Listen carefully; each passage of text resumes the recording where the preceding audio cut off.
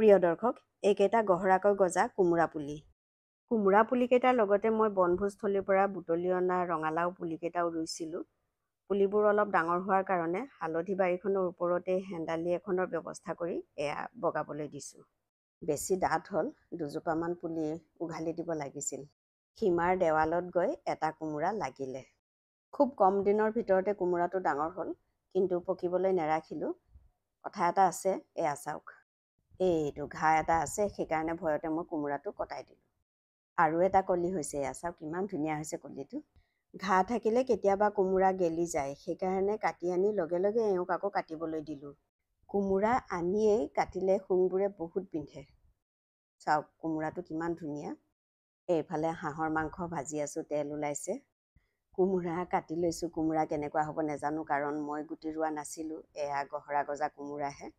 হাঁহৰ মাংস বুলিলে জোল অলপ খাবলৈ মন যায়েই, নহয় জানো? কোমোৰাটো ইমানেই সোৱাদ লগা আছিল, মাংসতকৈ বেছি মই কোমোৰাহে খালোঁ। গ্ৰ' বেগত গহৰাকৈ এটা কোমোৰা পুলি গজিছে। এইটো চাওক, এইটো যত্ন ল'ব লাগিব। ধন্যবাদ।